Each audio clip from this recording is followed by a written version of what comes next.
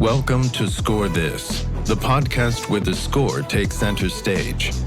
We break down the music of films, TV shows, and video games, explore key cues and recurring themes, and look at how the score shapes the experience itself. Then, we rate it on the Score This scale to decide whether it's worth stepping into that particular musical world. Join us as we focus on one of the most powerful and often overlooked elements of visual media, the score.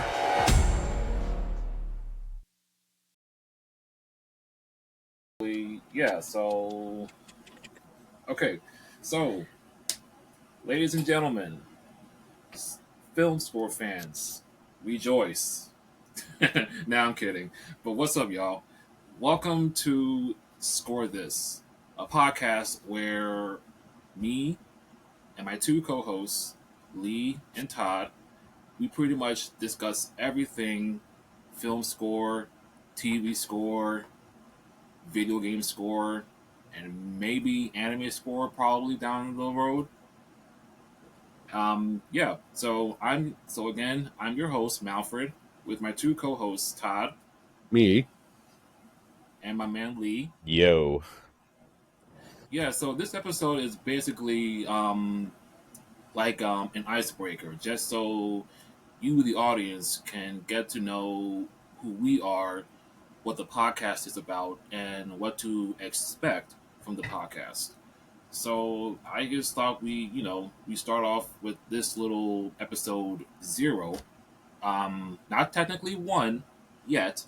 Yeah, so I thought we just, take this time to, introduce ourselves to all of y'all because you're going to be hearing us a lot. And honestly, once again, this is for people who love film scores because honestly, the reason why I created this podcast is because one, I've been listening to film scores for over 20 years, and for some strange reason, it's not as talked about as much. I mean, yes, people do talk about it, but you don't hear it as a big feature.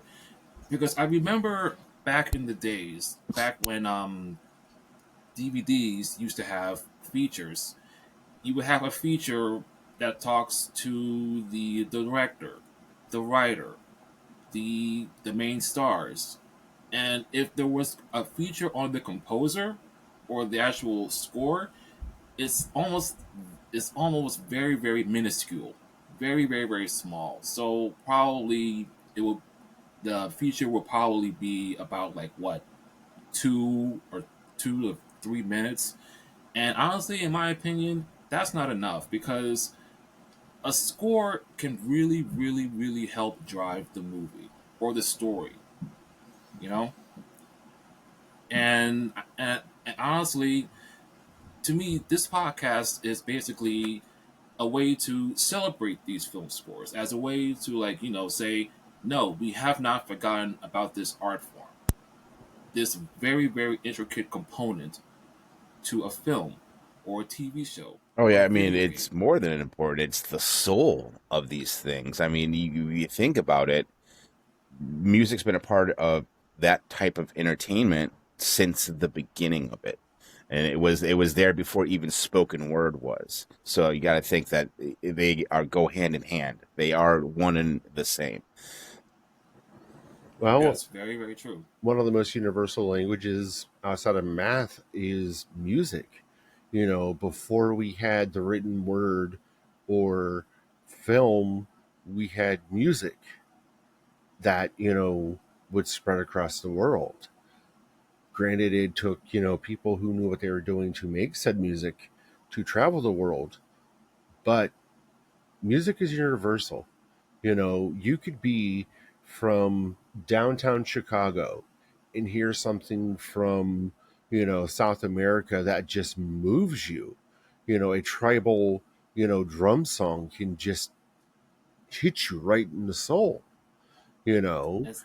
And one of the most important things about visual mediums, especially film and games, is that music, like Lee said, is the soul that brings out evocative emotions. Yes. How many Yes, and it's times have we been watching a movie or even playing a game and you hear a certain, couple notes played and you're like, uh-oh, something's you up. know that. It is that preternatural idea that something. I'm trying to think how to word this. Go ahead and talk for a minute. I'll think Okay, about I how was I gonna want to say, do word you? it. No, no, So no, this no, is a no, no, fine no. You're example. on I a actually roll. saw Jurassic Park Rebirth last night.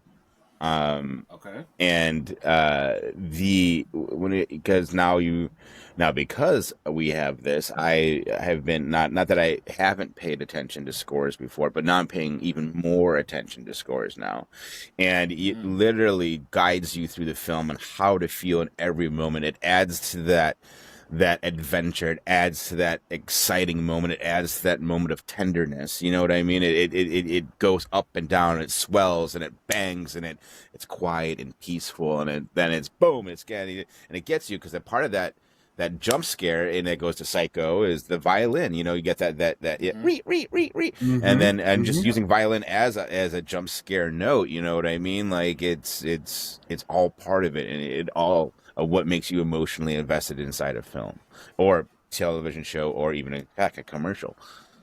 Well, we Yeah, watched. and Oh, Malfred my, first. my fault. No, no, no. Okay, yeah, real quick. Going back to what you were talking about, Jurassic Park Rebirth. A Jurassic World You. Rebirth. Oh, I'm sorry, Jurassic I World think I said it Rebirth. wrong to begin too. It's all good. Okay, so when you said you saw Jurassic World Rebirth, did you notice any of the familiar themes from John Williams when you saw Rebirth? Like the Like scores. the score, because I'm pretty sure you saw the original Jurassic Park, right? Well, I want to say yes because it was Spielberg who directed it, so I feel like he would Mm-hmm. go with his team of people that he went with the original. I actually didn't even see who scored it, to be honest with you. Oh, Um, it's I all good. I Yeah, I was was. it definitely got into conversation directly as soon as the movie was over, and like wasn't even paying attention to the credits. And that's horrible. As a director, I do like to enjoy, I like to see who's making things. They all put a lot of effort into it, so I will be the one person who does sit there and watch credits and stuff like that. They all deserve a little respect in that regard to me. I always get people staring at me like, okay, they're standing by the door waiting for him. Like, I'm coming, and slowly walking over. I'm coming though. You know what I mean? But it's I want to say it definitely had those notes. There were Mm-hmm. certain things that happened inside the film to bring you back to the original film, like Mm-hmm. not a spoiler, but very early in the film, like opening, just about opening, they go into a museum and there's a skeleton of the T-Rex, and the banner is being taken down because they're closing the exhibit. But the way it's coming down is like in the original film when it falls down when he's standing in the complex, And I was like, Right, right. little nod, you know what I mean? And you get that nod note in there from the score, you know what I mean? And it goes back into what it's doing. So yeah, it's there. They're there for sure. I watched Alien Romulus with my partner the other night, and to be quite fair, there was only 3, 4 times that I actually noticed the score, but where it really kicked in and I noticed it, and I realized that a sound effect was used in the music during the movie is during the credits. As soon as the credits hit, you hear a klaxon going, and then the klaxon, the alarm, folds into the music and becomes an underline of the music in the during the ending credits music. And it dawned on me that wasn't just in the movie, that was part of the song in the movie. I don't know, it was something like that that caught me off guard. And Well, it's just being creative. I think it's taking like let's take a part of this film, like let's add it, let's drop it into this track. Let's see if it works together, or maybe even been like, hey, this alarm sound for some reason intrigued the musical composer and said, I know I kind of like that. Let's go. That's all right. Okay, let's throw that on that. Okay, it's actually working. Like, oh, boom, boom. Fuck, I just but made a I song out of an alarm. You know what I mean? there's a few other songs from scores I can't off the top of my head bring them up, but they did fold in things like that into the music. Um, and like Malfred was saying, having a mini documentary, even like a 10-minute one, on why did you do this? Not in a bad way, but like explain, your What was your process here. creative choice? Mm-hmm. Would be really cool. Now, um, did you want to talk about what we would like to do with guests, which we could then fold into what we're talking about when it comes to exploring scores? Um, well, let's hold off on the guests for now because I like I said, I kind of want the audience to get to know us Fair first. enough. Yeah, just hold on to the guests for now because we will have them. But yeah, I kind of want to like go around and and tell everybody like our history with film scores, like how we became a fan of it. Like, what was the first score that really caught your attention by surprise that made you want to go more into this genre, and quite possibly who are your favorite composers? Because I do have my list, and like I said, like I told you guys off air, I have two lists this time, and I actually got it. So so Lee, do you want to set it off? So I'm sorry. What? Nah, nah, So it's all not good. there. I keep getting these messages coming in. Apparently, it's somebody in my team's birthday, and I just keep getting happy birthday at the top of my screen here. So I keep like, Oh, I'm sorry. What? Just that. Just give me the last sentence. nah, it's okay. I just wanted you to like tell our audience like what was your history with film scores? Like, what was the first score that caught your Oh, right. attention? Yes. Okay. Yeah. Yes. Okay. So this was when originally asked this question. This was a tough question because it was hard to say that there was there was one because it was what my first album that I ever bought that made me I watched the film and go, oh man, I gotta own this was Forrest Gump. And it was, it's that piano of the when the feather is falling and whatnot. Mm. It's a do do do do. I mean, I'm horrible at this stuff when I try to repeat it.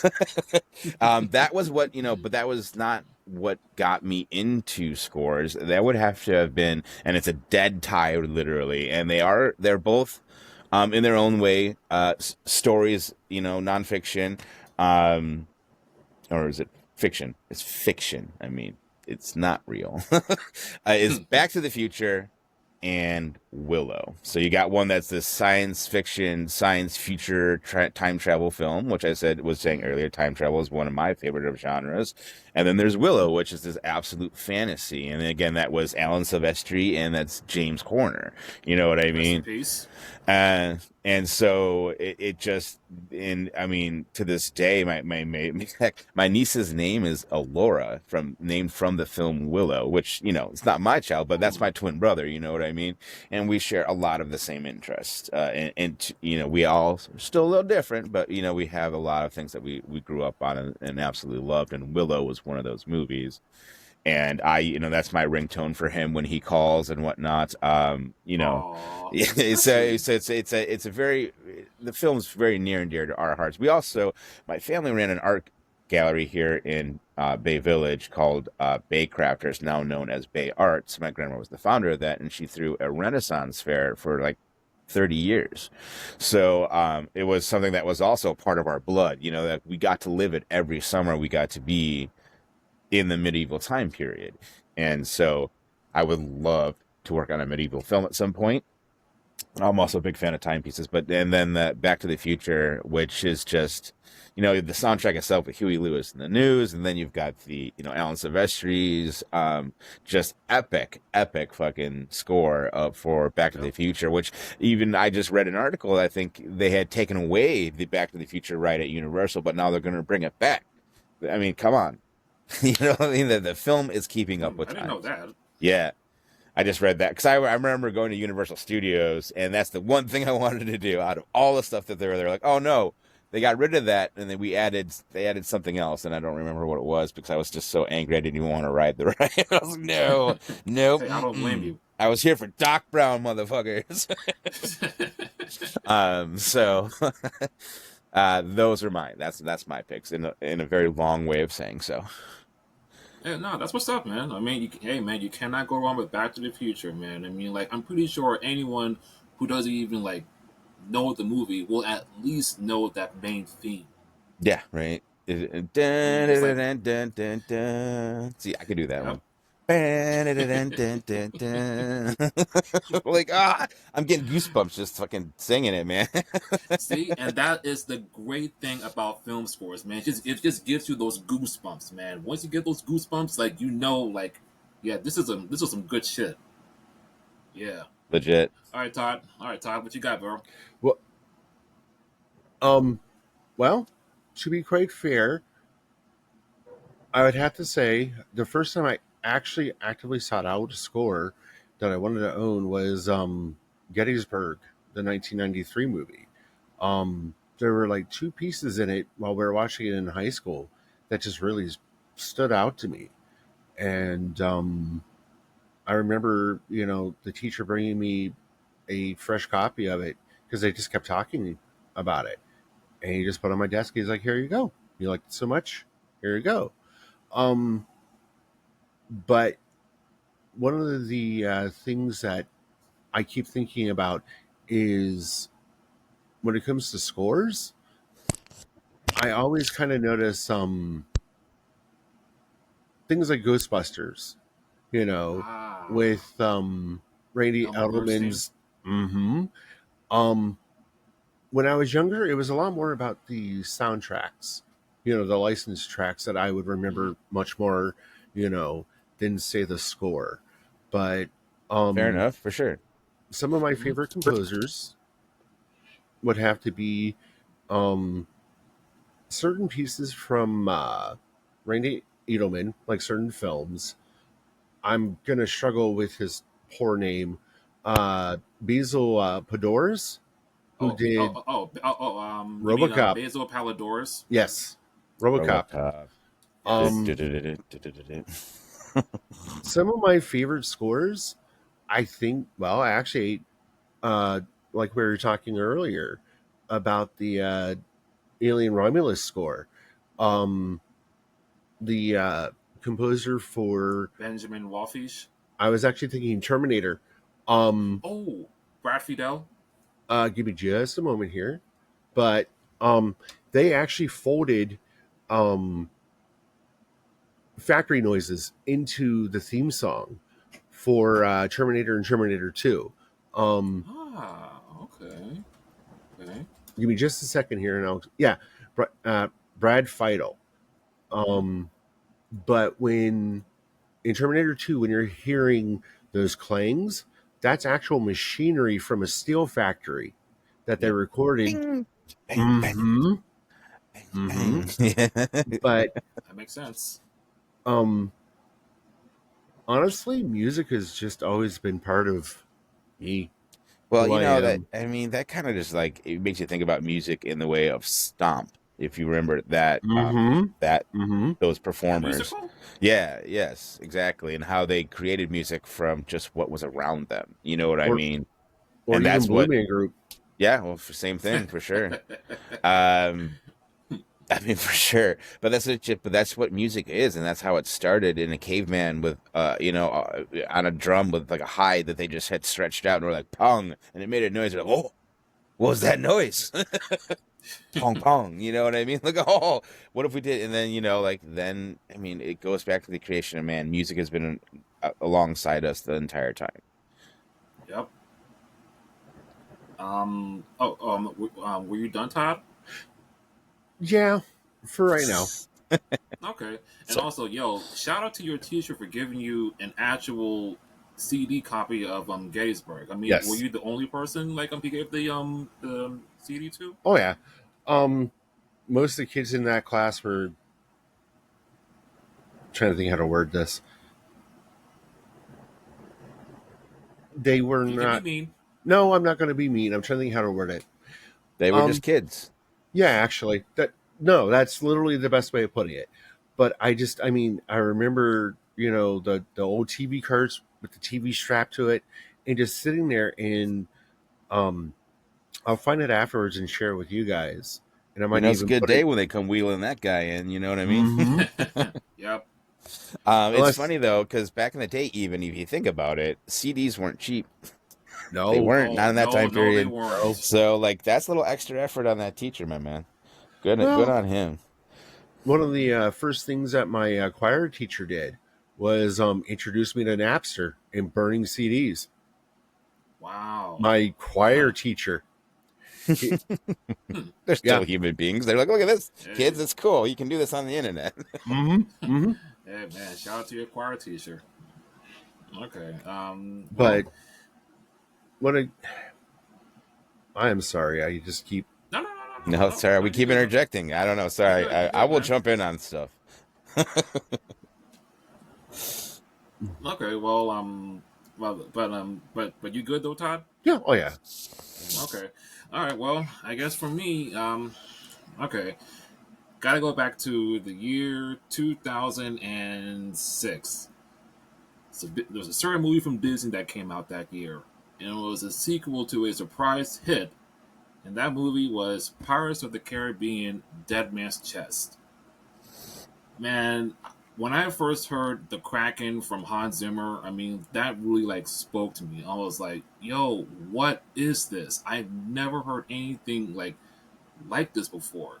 So then, of course, I had to look up the last track before that one, the first track with the score, Jack Sparrow, and that one like really hit me, and I was like, "Yo, I got to know more about this," and pretty much that's where my score journey began. I just had to look up anything like from Hans Zimmer at that point because because, like you said, Lee, I wasn't really paying particular attention to the credits. I was just watching the movie, but like when I heard like the score for Pirates of the Caribbean: Dead Man's Chest, it was like, yo, this is like incredible. I really need to look more into this.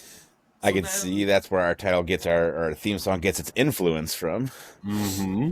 hmm yeah, shout out to my man Ann Hobbs for doing the theme. So I pretty much just got like the CD probably 2 weeks later, and I've played that thing so many times. I'm surprised it still works. So then like I pretty much just been looking up anything Hans Zimmer, and then I come to realize I had no idea Hans Zimmer did the score for the original Lion King from 1994. I mean, like, there was a reason why, like, why does this score sound, why does this music sound so good? Not just the soundtrack. Yes, it did have some really good Yeah, songs some from, bangers, bro. hey, my personal favorite, Be Prepared. And I will never, ever forgive the 2019 version of how they butchered it so terribly, man. So Uh, get out of here with yeah, that's that how I feel about that some of the live action Aladdin remake. bits. Stop it. Oh, hold on now. I haven't seen it yet, so I hold on. Oh, it's well. I've avoided most of the live action um, remakes. I did catch part of the Jungle Book, and Okay, that one mind the was visually, Jungle solid. Book. That wasn't that visual, bad. visually, it was interesting. It was stunning. That was well, maybe it was the Lion King. I thought that was stunning because it's just the fibers of their hairs and just how meticulous it looked. And I mean, I'm always kind of looking at that too when it comes to CGI because I enjoy CGI for what it is. It expands the imagination. But like there's a point where it can be too much too. You know what I mean? Like it's like I don't Mm-hmm. want to see it completely CGI. Like Lord of the Rings. That's a very debatable film and how they use CGI. You know what I mean? And I don't want to go down that road, but like that's I did find it wonderful for that reason. Same thing for Jungle Book was that just how their fibers moved and how they moved as animals and how they got to them to talk without it looking dopey. You know what I mean? Mm-hmm. Mm-hmm. Yeah. Um. Yeah. So like I said, I didn't know Hans Zimmer did the score for The Lion King, and if I'm not mistaken, I believe that won Best Original Score. But I could be wrong. But we'll probably Yeah. look into that later. Todd, look it up. Look Um. it up, Todd. Okay. While you're doing that, um, so yeah, and then ever since then, I just been just been looking up like lots and lots of different scores ever since then. I've pretty much been a fan of Hans Zimmer for almost like damn near like 20 years. I mean, I love Sherlock Holmes, Inception. That's like one of my top scores from him, like ever. I love that movie so much, man. I mean, him and Christopher Nolan, in my opinion, that's like one of the best director composer collaborations like ever. I think it's like, in my opinion, it's right up there with Steven Spielberg and John Williams. Mm-hmm. Yes. Yes, absolutely. I mean, one of the things that comes to mind with The Dark Knight is the song titles Mm-hmm. alone. Like, I'm trying to remember. I'm trying to remember if I had seen the movie first or if I had actually listened to the soundtrack.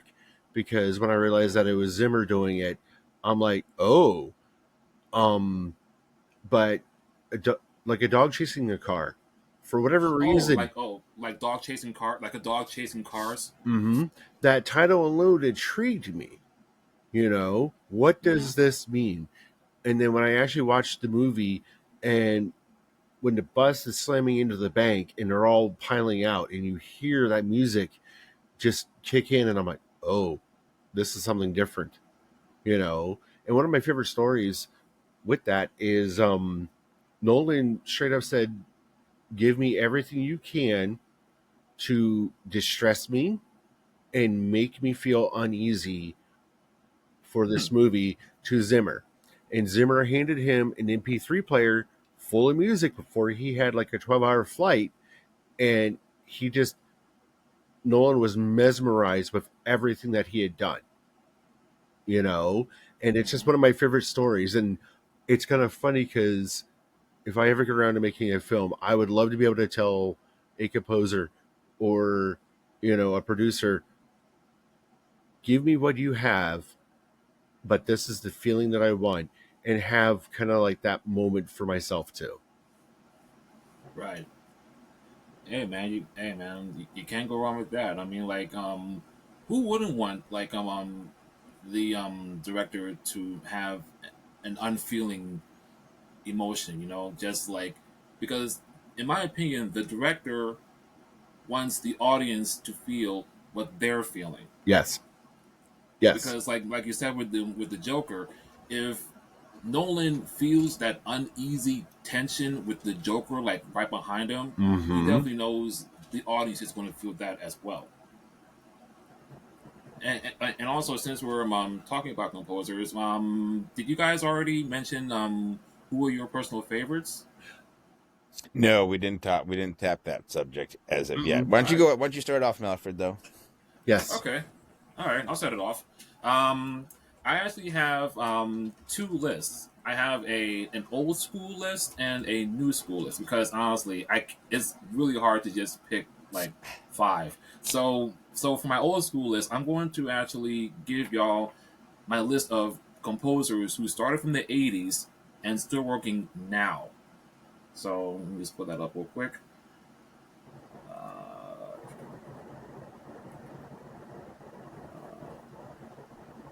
let's see. Okay, all right, here we go.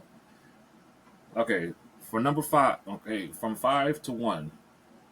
From number five, I got the late great Henry Mancini.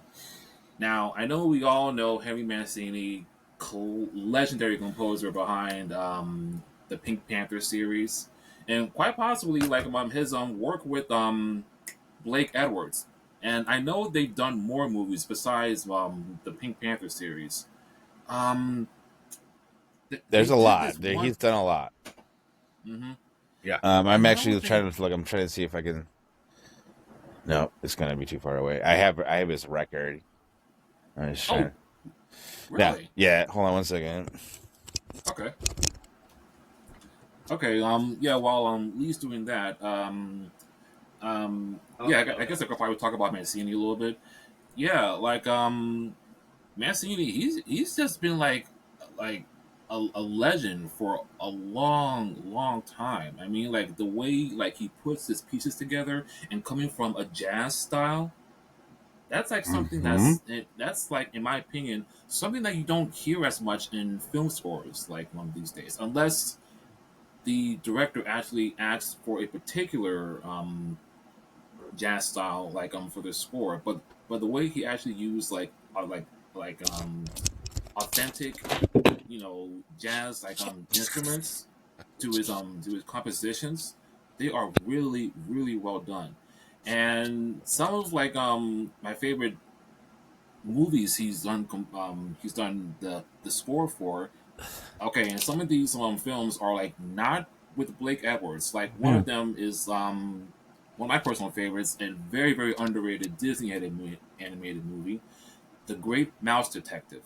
I just It's saw a that great one. last year, and man, that movie is so good, With man. Yes. That Basil that movie did. Rathbone.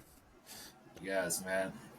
That movie did not deserve the needed to be, in my opinion, it needs to be recognized more as like a very very well put together Disney animated movie. But yes, I get it. And I believe this was before the great Disney Renaissance with Little Mermaid, Beauty and the Beast, Aladdin.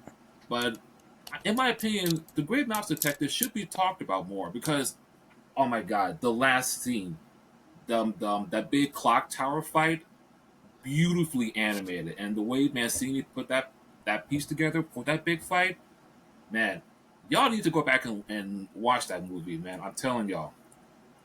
But Lee, I believe you had a record you wanted You to know show what? us. I got my M's mixed up. It wasn't Mancini. It was Chuck Mangione. Um, Oh, but while I was over there, I do have this record, which is Back to the Oh, Future. I had to show it hey, to you. The reason I wanted to show it to you is not just like, hey, look at my cool album, but it is a cool album.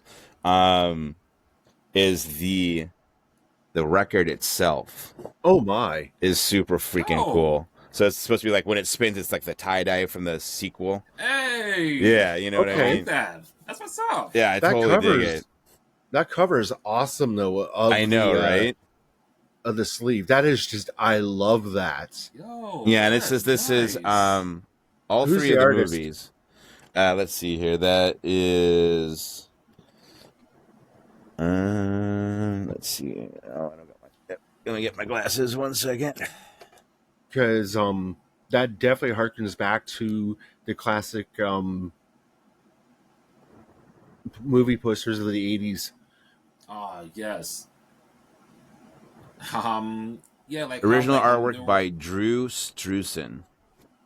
That's that's not a name that I know, but give me just a second here. Okay. Drew And what? Drew Struzan. Stuzen. Okay, got him. Yeah, Okay, but he did a lot of those iconic posters. Oh god, he did the Harry Potter ones. Norv. I should have known that. like okay. the poster art.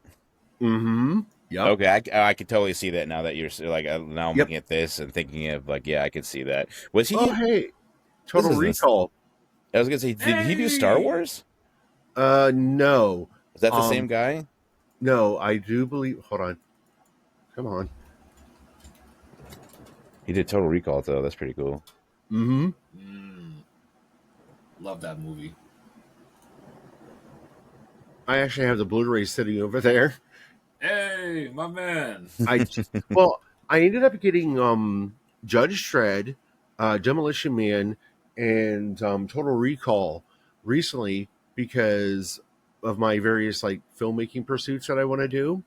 Hmm. Um, while say Judge Dredd is not a good film, it also has some of the most interesting blending of practical effects and CG for 1995. Um, and and and Rob Schneider. and stop motion I animation. forgot he was in that. They I had am stop motion Bruno. animation in that. Yes, the ABC robot at the end. That was all stop motion. Okay, yeah, I can see it now. Okay. I didn't know that though. Maybe I did know that, and I just had. It's been a while since I've seen Judge Dredd. I recently have seen Demolition Man. I love Demolition Man. It's one of my Wait, faves. that's the one with Sylvester Stallone and Wesley Snipes, right? See, Mhm. and Dennis Okay. Leary. Can't forget Dennis Leary. John Berkeley did the poster art for the original Star Wars posters. Who was that? John Berkeley. John Berkey. Berkeley. No, Berkey. Berkey. Yeah. Berkey. Like you're I doing think- a burpee, but a Berkey. Okay.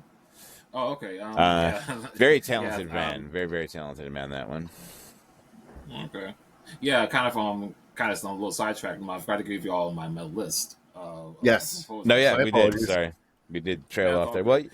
Well, Okay, so number 5, that was Henry Mancini. So number 4, one up here. Okay, number 4 is, like you said, Lee, Alan Silvestri. Hey, man, I mean, God, once again, living legend. I mean, yes, we all know he did the now iconic Avengers theme, but like you said, Lee, can't forget about Forrest Gump, Back to the Future, and also the origin, and also composed the Predator theme, which is now making a big comeback these days. Mm-hmm. And I really like the Predator theme, but my particular favorite is what he did for Predator 2. That theme, particularly the end title, oh, I listen to that almost like at least once a week. I mean, the way he brought in the original, then added those African instruments towards the end. It is so good. I mean, you can just listen to it, and 8 minutes would go by like it was nothing. It is so good. So then for number 3, Danny Elfman. Hey man, him, Tim Burton, another iconic director, composer collaboration. Can't go wrong with that. Batman, Spider-Man, Edward Scissorhands. I even remember him doing some very small movies like Darkman. I don't know if I anyone love remembers Darkman. that. Some I Sam know that Raimi. film. Yes. Yes. I believe that was Sam Raimi's first venture into the superhero Yes. genre. Mm-hmm. Good movie, but by my opinion, a little strange. Oh, It's it was Sam meant Raimi, to be. so It was there you meant go. to be. Yep. It And was. That's why him and Sam. That's why Elfman and Raimi worked well together.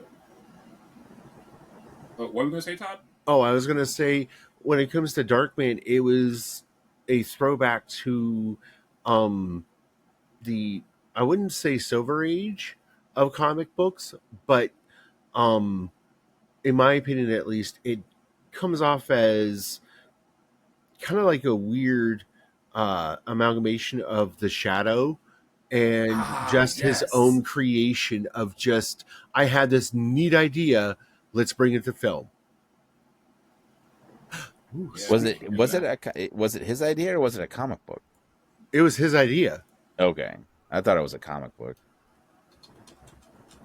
Yeah, because I still remember I actually remember watching the movie a while ago. Very innovative at the time. I mean, like the way Elfman did the score, very Batman like. But you know, Like a I'm pretty precursor sure that's to what. Batman? Or was that after Batman? Oh no, this after Batman. Okay. Actually, I think this was. Yeah, I think it came out the same year as Batman Returns because I believe Batman Returns came out in 1992. Okay, so well, this leads me to Elfman then, is that Mm-hmm. you just said that, and Batman was what he did prior, and I don't know what he did before that, but I know that he was in the band Oingo Boingo, and He he also made did, that transition. He did the Pee Wee's Playhouse? Pee Wee movies, Well, yeah. the That's his TV first show. score. Yep. But the love point that is movie. that what you just said though is that I think he just did Batman, and then you went into Darkman, going, "Oh, it's very Batman-esque," and that's what I find with Elfman is that it's very you know when you're listening to an Elfman score, you know what I mean? Like I don't have to be like, "Oh, this is great. Who did this? This is wonderful." It's like, "Oh, who did this? It's Elfman." You hear that? Bop bop. Yeah, that's his thing. You know what I mean? Like it's Yeah, very. he has a style. Yeah, absolutely. And there's nothing wrong with that. It's just that when it comes to that, it's like, okay, that's an Elfman touch to it. Like, and when you get an Elfman touch, it's a certain type of film. It's in a certain type of way. And now if you got, like, sometimes you have to, like, sometimes you have to look up a composer and be like, who did that? Like, because it's just so symphonic, or very, you got to let the orchestra laid into it. So you just know, like, oh, okay, well, that could be, like, with John Williams, you've got Superman, and you've got Indiana Jones, and you've got Star Wars, and you listen to those and you go, okay, those are all different, but there's still a little bit of Williams in there. You know what I mean? Like, you go, it's very Jaws. yeah, oh yeah, even, you know what I mean? But and so I can't say that it's defiant like that, but like sometimes you have to go, was that John Williams, or was that Silvestri, or was that Horner? You know what I mean? Like, because again, it's still working with an orchestra, so that you're going to have that sound no matter what you're working with. It's just how you get them to perform that sound. And I think that's the one thing with Elfman, is that it's very distinctive. That's what I was getting at there. Yeah, and one more thing about Elfman before I move on is he actually did the score to a movie I had no idea he did the score to. And I know this is probably not your guys' own movie, but pertaining to me, he did the film for Notorious, and that is the Notorious B.I.G. biopic. I was like, excuse me? Danny Elfman. I didn't even realize. I did not know that. I didn't realize that the movie existed. I know I have not seen the film, but I did, even more so I didn't know. Yeah, and surprisingly, I was blown away. I mean, like, he actually did a solid job with it. I mean, Danny Elfman, the guy who did Batman, now you're doing the score for Notorious B.I.G., Biggie Smalls. Like, what? I was like, okay, Elfman, I see you. Okay, so for number 2, okay, I'm just going to come out and say this. If I did not discover Hans Zimmer first, this guy would be my number 1 favorite composer of all time. And that number 2 is, I think I told you guys already, Jerry Goldsmith. Bruh, and he's done a lot of work too. Dude, in my opinion, this guy was Hans Zimmer before Hans Zimmer. I mean, like, if you get Jerry Goldsmith to do your score, you know it's going to be, like, epic, iconic. I mean, his score for Total Recall, I'm just going to flat out say it, that's my favorite score from Jerry Goldsmith. Out of all the numerous films he's done, Total Recall, man, the way the movie starts off with the dream, even like the opening credits for Total Recall, so amazing, man. The way he mixes traditional orchestra, and then you hear the subtle electronics in it. It is just, oh man, it is just amazing, man. I mean, and I believe that was the very first collaboration between him and Paul Verhoeven, because I know they did 3 movies together: Total Recall, Basic Instinct, oh boy, and Hollow Man. Hollow Man, that sucks. Sorry, that movie sucks. I love Kevin Bacon. I'm sorry, Kevin Bacon, if you ever hear this. I love you as an actor, but that movie was not good. Can't pull off a villain. No, he can, absolutely. He can. Well, Kevin Bacon was the villain in that one movie with the kids that were whitewater rafting. And River Wild. Yes. Another Jerry Goldsmith score. Mm-hmm. How about that? But that dude was terrifying in that movie. Yeah, he goes a good bad guy. I mean, he was a bad guy in Ripped, R.I.P.D. Oh, yes, yes. Wait. R.I.P.D. Yeah, Rest in Peace Department? Yes. With Ryan Reynolds and Jeff Bridges? Yes. Yep. He was the bad guy in that. I didn't know he was it. I didn't know that. Yeah. I think the only other villain role I remember Kevin Bacon was Stir of Echoes? Saw and it wasn't a villain role. He was conduit, really. I know, I was being funny. Oh, okay. I love that movie. I love Stir of Echoes. Stir of Echoes 2 sucked. Was I'm trying to remember. Oh yeah, he was the villain in X-Men First Class. Oh yeah. Yep. So he does villain. He does villain, and he does it well. It was just that Hollow Man. I don't know. Maybe I guess I didn't know what I was expecting from the film. You know what I mean? I never had seen the only Invisible Man movie I'd ever seen was the Memoirs of an Invisible Man with Chevy Chase. So that gives you an I've been idea. curious about that one with from John Carpenter, right? Is it John Carpenter? I hope not. I Wait, believe which so one? because I believe, huh? What Memoirs of an movie? Invisible Man. You know, now that you mentioned it, Yes. it Yes, it is. was. It was. I think I want to scrap that. Starring Chevy Chase and Daryl Hannah. I've been curious Uh-huh. about that movie. I gotta look that up. The novel that it's based on is much better than the movie, from what I've heard. Oh dear Lord, the movie was. Much Chevy Chase. What do you expect? I think it was like one of those like Carpenter. If you want to make this movie, you got to make this movie, and it's just like that's how I feel. This has gone down. Unless he really enjoyed the Okay. book and he tried to do the best he can, and just kept getting producers' notes, and once you get a producer's notes, there's very little you can do about it. Yeah, and of course, number one, Hans Zimmer. I already told you my story. My favorite composer out right now, and I mean, he is just, dude. I mean, like, come on, man. I mean, what hasn't he done? He's pretty much done like Loki, the DC Trinity already. Batman, Superman, Wonder Woman, Spider Man. That dude got a list, man. I can't like go through each and every one of them. I mean, We got a you know who superhero, Hans Cole Zimmer Zimmer. is. Yeah, like yeah. So that shit, I forgot. That's my old school list. Okay, so that's my old school list for my new school composers. Okay, these are the ones that I discovered these past few years, and I pretty much became a fan of. Number 5, going with Henry Jackman.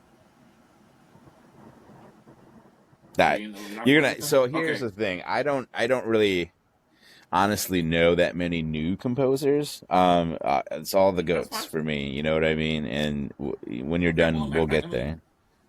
Okay. Well, I can tell you a few he's done. Like I said, he did X-Men First Class. Mm-hmm. He did Kick-Ass, Kingsman, Mm. Captain America, The Winter Soldier, and Civil War. Monsters vs. Aliens. That was his first score, I believe. Mm-hmm. Yeah. Puss in Boots. Sorry, I'm going through it right now. No, yeah, Oh, please no. do. Not say them out loud, so I know who you're talking about. What movies? G.I. Joe Retaliation. I haven't seen that one. That's that a series? No. It's the movie. It's the second movie. Because Is there a yeah, series that's by the same name? G.I. Joe, there's something. It begins with an R. I know that much, but the one that, Rise of Cobra. yes, well, not just Rise of Cobra, but in the 2010s there was a more TV series, the cartoon. Yes, but he did the music for Turbo, Big Hero 6, which is one of my favorite movies. Okay. Captain America, Winter Soldier, Mm-hmm. Pixels. Oh yeah, he also. Big money. Mm-hmm. Oh yeah, he also did Pokemon Detective Pikachu. Oh my god! Okay, Oh my god, that movie! I love that movie. I'm not even Sorry. a Pokemon man, and I like that movie. Oh god, I I cried. love his score for that, man. I mean, that's we gotta do that. We gotta review that one day. Like we have to. I love that score so much. Okay, so for my next one, The Predator. 4. Oh wait. Oh, you mean The Predator, right? Mm-hmm. Shane Black's 2018 film. Okay. So for my next one is Lauren Balfe. Now he's basically a protege of Hans Zimmer, and honestly, he's been killing it. In my opinion, he's been like taking over lots and lots of franchises. Man, he's done Mission Impossible, Bad Boys, just recently the Naked Gun reboot. No, okay. Yeah, and one of my personal favorite MCU scores, Black Widow. Yes, I know Black Widow movie wasn't everyone's top list, but to me, I just love the score so much. I am a fan. I haven't seen it. No, trust me. When you get a chance, if you don't watch it just for the movie itself, just listen to the music. It is just so good. Did he? So who did Thunderbolts? Oh, that's Son Lux. Son Lux. Look at you off the top of your head, man. Look at you, genius guy over here. Yeah, and they also did Everything Everywhere All at Once. Which okay, so what else have they done? I have to see that. I think this is like there's well for Sun Lux Thunderbolts that's their second film score, and everything everywhere all at once that's their very first That one. was the So they're very still first like one. yeah, so they're still up and coming. But I really like Thunderbolts one. Mm. Okay, Mm. okay, that was number four.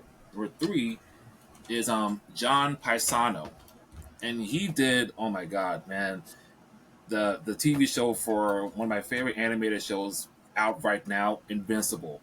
I love the score for Invincible so much, man, so good. And he also has done Spider-Man. Okay, this is for a video game. The Spider-Man 2018 game for PlayStation 4. That was really good. And the sequel, Spider-Man Miles Morales, amazing, man. Blending in hip hop and orchestral music, incredible. Um, and for number two, oh man, this guy has been killing it these years, man. Michael Giacchino. I mean, Yes. he is like incredible, man. Like Mm-hmm. in Mm-hmm. my opinion, he's the MCU's secret weapon, man. Been killing it with three franchises, man. Spider Man, Doctor Strange. Do you know where I got introduced to him by? Let me guess. Star Trek, right? Black, the video game. Hmm. I'm He not familiar with that one. It was a Xbox One or OG Xbox game. One of the big draws for the game was the audio design, um, and they were promoting the fact that he was the one doing the score for it. And from the opening cutscene to you know just the interstitial music in the levels, yeah, phenomenal Hmm. work. And that's whenever I started deep diving his stuff.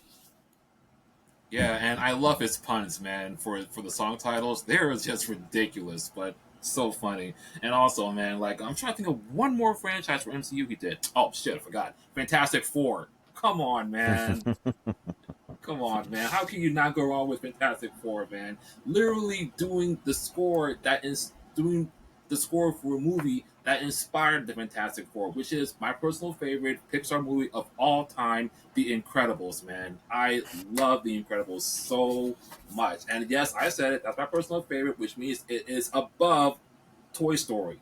I respect hey, I love Toy Story, but hey man, you have a family of superheroes mixed in mixing in um 1940 like early 90s superhero genre mixing in with jazz slash orchestral big band music. Like come on man, that's an instant win for me, man. I just love The Incredibles so much. So and yeah man, I mean Giacchino, he has really been killing it these past few months, man. I just love his work and I will definitely try to like look more into it. But my number one favorite new composer out right now, and this guy has been killing it for like man, for like years right now. Ludwig Göransson, man. Mm. I mean, come on, man. Black Panther, Mm-hmm. Star Wars: The Mandalorian, Oppenheimer. Wait, can you spell his last name for me? Okay, Got him. yeah. I mean Oppenheimer, Tenet, the upcoming Odyssey from Nolan coming out next year. Wait, what I is mean, this? The Odyssey, like Homer's Odyssey? Mm-hmm. Abe's yeah, Odyssey? yep. And I know the story. I've never seen any adaptation of it, so I'm looking forward to watching it next year when There it drops. was with the guy from Judge Dredd who plays his test tube brother. What's his name? Okay, which way are you talking about? The new The one or the Stallone Judge Dredd. okay? Todd, do you know who I'm talking about? Is I'm cur- Armand Assant? Is that his name? Yes. Mm-hmm. He I think was so. in a made-for-TV series, so a limited, it's like 3 episodes or something like that, of the Odyssey. That it actually was pretty dang good. So if you get a chance and a lot of time, go ahead and give it a watch. Yes, it was Armand Desant. that you're thinking of. Yes. Okay. And if you Yeah. haven't So seen it before, that'll give you a good precursor of going into knowing the story at least, and being able to see the comparisons, in which I will absolutely do, and I do that all the time when I see remakes of the same story of a historical or mythological stories of that, like the Titan and Clash of the Titans, I mean, and what have you, and Sinbad. I love that stuff with the Harry Houston stop okay. stop motion animation. Yeah, I remember seeing one of those movies back in the day. It Very, was it very was classic. innovative. That was like that would remind me of like Sunday afternoons at grandma's house, grandma and grandpa's, you'd be watching that Sunday afternoon movie on the television. And it's usually something that was of that nature, Sinbad, Clash of the Titans, or what have you. No, what you'd be watching Big Chuck and Little John, you know what I mean? Like if you guys remember that. Very, very, very Okay. lucky to grow up in that time period, I think, and to be able to have people present those films to you in a way like, hey, guys, by the way, these movies were out there and we're going to show them to you now. And you don't really get a lot of that today with the internet. It's always what's the new thing. You always forget there are a bunch of old things out there that are actually pretty fucking awesome too. Word. Yeah. Oh, and also like and also back to Gornson real quick. I forgot to mention like on the latest score he did this year, Sinners. Man, that movie. Huh, I really didn't know what to expect from that movie and from the music, but both in my opinion top notch. So if you like a good horror like scare and good music, I highly recommend y'all check out Sinners, which I believe is on HBO Max now. I mean, we're not sponsored, but I'm just putting it out there as a recommendation. So I highly recommend y'all check out Sinners for the movie and for the music. I mean, if y'all like old school blues and all that, very, very, very good. And also, real quick, I just want to give two honorable mentions. Um, the goat, current goat, John Williams. I mean, come on, man. I mean, he's been in our childhood for like years, and so I don't even have to like explain his discography. And also, one more shout out. I want to give one big last honorable mention to the late great Shirley Walker. A like I mean, if you don't know who she was, she actually did the music for Memoirs of an Mm. Invisible Man, and she also has worked with John Carpenter on a few films, like Escape from L.A. Yes. and she also did the music for the Batman animated series from the '90s. That's So yeah, so nice. she was Okay, yeah, so that's a we core had to mem give for me. Mm-hmm. yeah, so definitely had to give him some love to at least one female composer that was like very very big like in my For life. sure. I can't, She be honest also, with you. I can't even name one female composer. And you that's know, my bad. that's funny because that was something I actually wanted to bring up about 5 minutes ago. Hmm. Um, I would love to do an episode about, underrepresented composers out there eventually. Hey, I'm down for that. I'm down for that. Okay, well, I mean, I'm sorry, I kind of ranted off, but You didn't I rant. love. Hey, I just love film sports, You man. didn't. I really do. So, I mean, did you two wanted to throw I'm gonna be in real like your quick. I favorite can do this composers? in like 30 seconds. It's John Williams, Okay, go Alan ahead. Silvestri, James Horner. That's it. They're the goats for me. Those are my go-to guys. I've got my locals, who are my go-to guys. That would be Charlie Adam in Mexico City, Mexico, and there's Giuseppe Corsella. I hope I said that right. He's my man out in Italy. So he's out there doing that. And then we've got a guy in Atlanta, which again, his name escapes me. But they'll all be on the show, and then it'll be fantastic. We'll be able to talk to them all down the road. So I look forward to all those talks and more talks with other bigger people down the road as well as we expand and grow together. Mm. Yes, yes. What about you, Todd? What you got? Outside of the normies like Elfman and Zimmer, um, I love Elmer Bernstein and the stuff that he's Hmm. done. Howard Shore is one of my favorites. Apparently, I'm looking at his list and going, "Oh, he did things from Scanners to Videodrome." Um, a lot of my composers. This is going to be really embarrassing to admit. Um, Not embarrassing where they come from, but the fact that outside of a few like Akira Yamaoka from Silent Hill, a lot of my favorite scores come from video games and composers that work with studios. Like, Well, that's why we hit all the topics, Todd, I know. because Yes, we you will, love and the we will video cover game composers. we will cover video games as well. Uh, Now, I had a question for you. Oddly Yo, enough, say something like Metal Gear Solid as a series, it was the studio's composers, not a specific composer, but a group of them. Like for Metal Gear Solid 1, um, I just had it up. It was four different composers that worked together for the majority of the scores. Give me just a second. I'm sorry. not I too had bad. it. I had it pulled up and then it disappeared on me. But it boils down to, um, yeah, my most of my score outside of film scores I just stick in my head. You know, um, the expertise I'm going to bring is actually soundtracks, also. You know, but James Newton Howard also is one of my Ah, favorites. I oh just yeah, so yes, very very talented, and also the co-composer to Batman Begins and The Dark Knight. mm-hmm. Yes. Yep. Oh, Um composers. I didn't even. That's a thing, huh? oh yeah. Yeah, Um in a lot of films it composers actually, can work together. well, think about it. Say well, take Batman Begins for example. You have two different two different major stories going on here.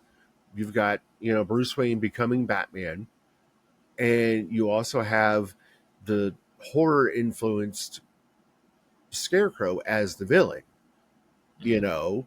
And if one composer can bring something emotional to the Bratman, the Batman Bruce Wayne um, dynamic, another composer could bring the I horror want. or I wonder if that has to do with like mindset too. Like while they're writing it, Mhm. like there can't be like. That's what I was trying to get at. You mean the Bruce Wayne side and the Batman side? Mm-hmm. And mixed in with, like, the the villains, Ra's al Ghul and the Scarecrow. You know, Hmm. to be quite honest, I've never really been one for the Scarecrow as a villain until Batman Begins, and well, actually, Arkham Asylum also terrifying, just utterly terrifying in the theater. Seeing, the Scarecrow, just yeah.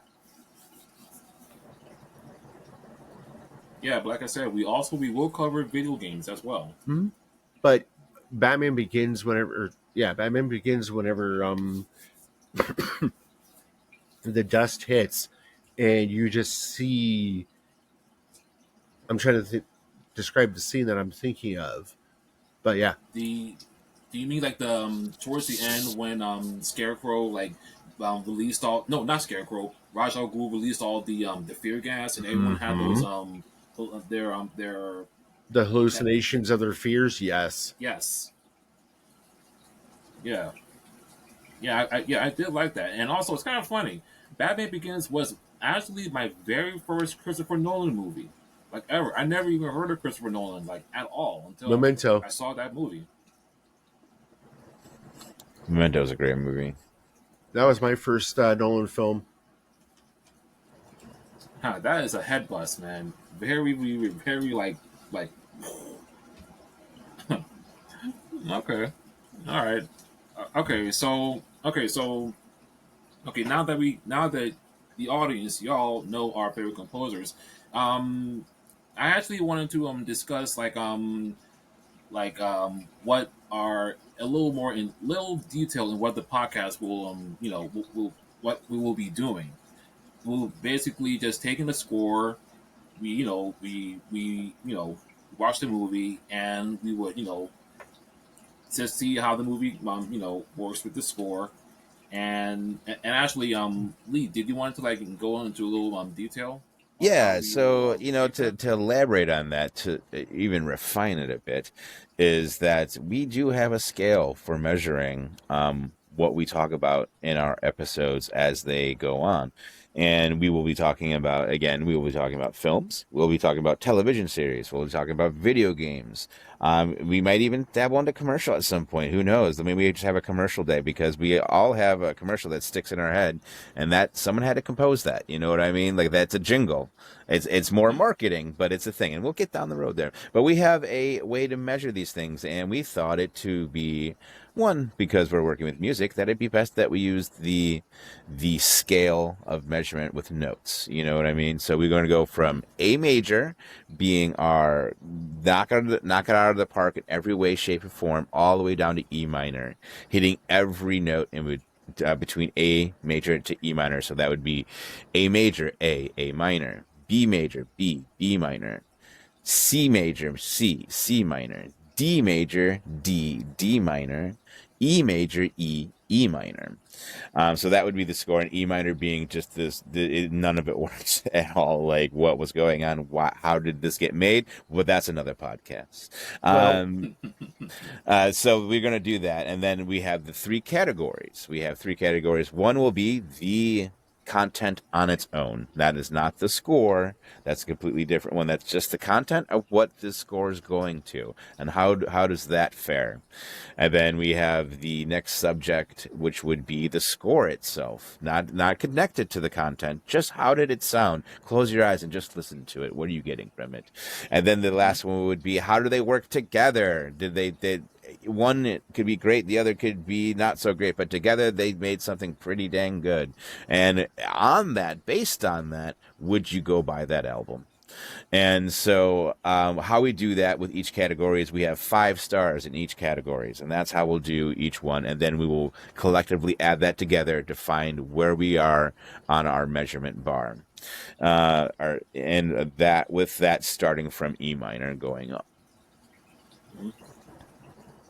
That's that, guys. Um, That's what we have. It. We I don't know if we had a snazzy name for it yet. Maybe you guys, our listeners, can help us out with that down the road. But we're gonna call it our music scale for right now. yeah, just a little some yeah, we'll think of something. Oh, but Todd, did you have something, bro? no, I'm good right now. Um, Okay, Lee covered everything that I was going to say. okay, all right. So yeah, so this was well, in my opinion, this was a good icebreaker episode. So the next time you see us, we will actually officially start Yes. score this with our first topic, but we won't reveal what it is just yet. So just just Yes, we'll go. stay tuned. We'll stay tuned, and then we'll go, and from that episode, we'll go up and away, right? Mm-hmm. Yes. Yes. So that should be your clue right there. And if you didn't get that from what Lee said, I don't know what to tell you. So until next time, guys. Oh, and also before we sign off, we will try to do like a little social media thing. We'll have a we'll set up an I was Instagram page. Oh, go ahead, Todd. I was going to start with the YouTube channel for the video component of this. Hmm. Um, and I was going to work on a Blue Sky account. Plus, if we decide to branch out eventually to other social media outside of Facebook and or Instagram, but as of right now, y'all know what to do when it comes to enjoying something. Right now, after this episode, and once we start to get episodes out there, we're going to need sharing. Share it to people that love movies, love games, love music, anything and anyone you can think of that would appreciate these takes on scores. Sorry, I Yes, because we love this, and like I said, it's more of like an appreciation and a celebration of film scores that don't get talked about as much. Because yes, honestly, No, Because honestly, with who I've talked to about this, they've all said that that's a great idea. I would listen to that, like because it's not out there. It really isn't something that is part of the when you go to a red carpet event. You don't go, oh, there's that composer. It's like it's all about the actors and everything. But you got to yeah, think that the composers are just equally as important to making that film than anybody else who made it. facts. And All I facts. hope that one day maybe all three of us can end up on a red carpet going, "There's that composer, yeah, come on over." You know, that's what I really see big and great things happening. The more we keep at it, you get out of it what you put into it, and I hope that we get a lot because we're going to put a lot into it. Yes, and and like I said, like this is pretty much like the first step. We are going to try to like expand more of this, do more with this, because honestly, we're all fans first. Mm-hmm. And in Mm-hmm. the beginning, we love listening to film scores, video game scores, television scores, just all of that, and we would like for y'all to join us on this journey. So, Honestly, we're going to geek out on things that we love, mhm, and I think right now that's what we need more of in the world. Sharing love yes, for things that don't get the love that they deserve. What the yes, world needs now is love, sweet love. I mean, you're not wrong, Lee. nope, nope, not wrong with that, bro. Okay, all right. So until I think of a good signing off phrase or ending line, I guess we'll just say peace. All right, later. Bye, guys. Bye.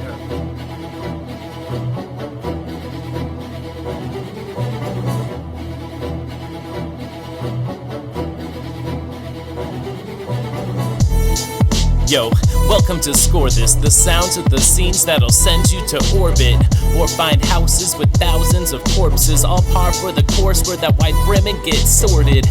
Keep the rings that I'm lording, let the orcs keep on hoarding. Heroes raise your capes, villains hide your faces. Uniting all the races, facing empires, racing to the finish, kicking tires, lighting fires. The music keeping you engaged, pumping through your veins. Malfred, Lee, and Todd, bring it to the table. Talking songs and fables, checking all the angles, left in empty cradles or hiding in your stables. Hear it from the source, sounds born from your favorite movies, leaving hearts torn from your chest. In theaters or in your fortress, we'd like to welcome one and all to Score This.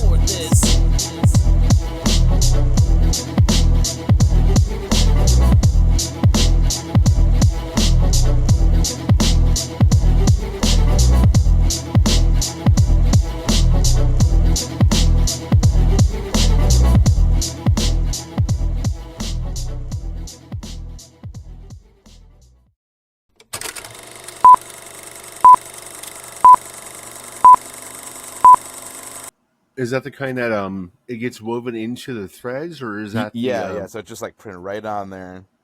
So like there's like no edges or anything like that. Like I don't know if you ever bought a shirt from Timu or something, like you get a graphic design and it's just like a straight up vinyl Yep, sticker yep. on it. Yeah. This one is kind of like that.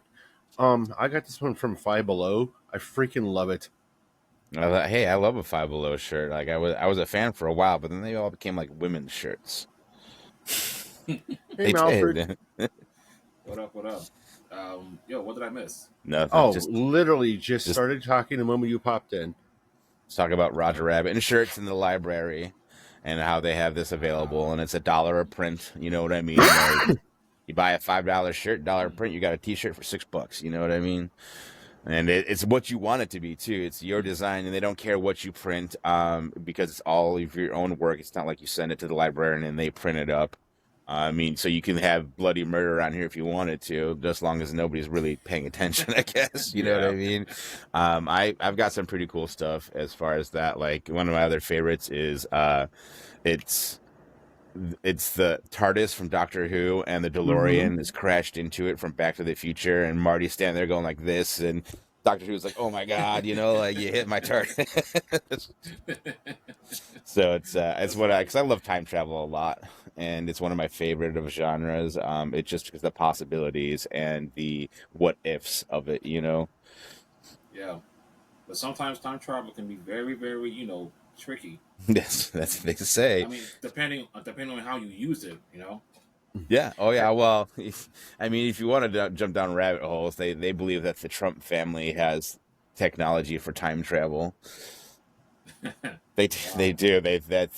His uncle had bought all of Tesla's his missing books too. You know what I mean? And in mm-hmm. there was the discovery of such things. And it was funny because after his uncle had purchased those things, he then died, but mysteriously. What? One of my favorite sort of time travel movies is actually Cohesion. I don't think I've ever Not seen familiar it. with that one.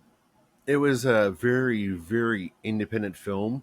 I think it was distributed by Uncorked or one of those. And Comet passes overhead during a dinner party, and power goes out, comes back on, and everyone's trying to figure out what's going on. Well, while this dinner party is out exploring, they see copies of themselves outside exploring, but they have different colored glow sticks versus what they have. And they start realizing timelines crossed, and we might have gotten mixed up into a different house with different people. So it's just What is like this one one of those like about? multiverse where it's skewed just enough for it to be realized it's different, but also it's so very Mm-hmm. familiar. Yeah. Mm-hmm. It was.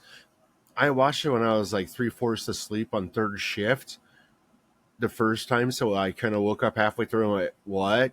But I backed up and started it over, and I'm like, this is really good for a small scale, film. And the director keeps saying he wants to do a sequel. Hmm. When did I'll this have to come check it out? out. I just said Coherence. what'd you say, Malfred? I didn't hear you. No, no. I'm just asking, Todd, when that movie came out. Hmm. Oh gosh, 2013, something like that. Okay, so in the 20s, Oh, that's in not the, in too the bad. 2000s, Mm-hmm. there's a Yeah, there's because it's a got couple good time travels that have come out in the last 10 years. it's got what's his name from Friends in it, the one Ross, guy. No, hold on, let me Google it. But how are you two doing this morning? good. Hey, I'm good, man. Had a super long interview with Behind Cleveland yesterday.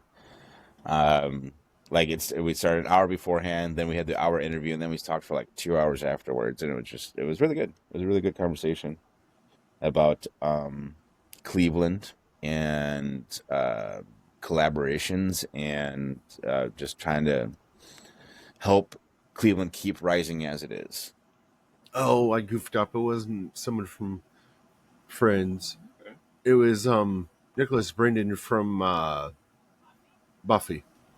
Oh, I Oh, never watched Buffy. Xander. Yes. I've met that guy though. If that's what you're Hey, talking about, he's the Yep. blonde, right? In Buffy. no, that's Spike. Yeah, Oh, you're thinking Spike. You're is thinking that of oh, James what's Marsters. yes. yeah? Oh, okay, yeah. I met that guy. Hmm. Yeah, and I don't know why he took this role. Also played Piccolo in Dragon Ball Evolution. In what movie? Dragon Ball Evolution. The high school Dragon Ball movie Yes, he was Piccolo. in high school on Earth. Yes, On Earth. yes, yes, on Earth. I don't even know what you guys are Pico. talking about. Yes, high schools Seriously, are on man. Earth. Where are they supposed to be? I don't know Dragon Serious. Ball Z, gentlemen. Dragon Ball, Uh, that's one of those ones that just kind of bypassed me. But I know for a fact that it's a interstellar story and not a Earth based story. No, yeah, I figured as such. yeah, well, when it comes to Dragon Ball, that's all me. So I'm not. I can't really get into it before I talk for a long, long time. But anyway, you guys want to go ahead and get started? Yeah, I'm good. All right.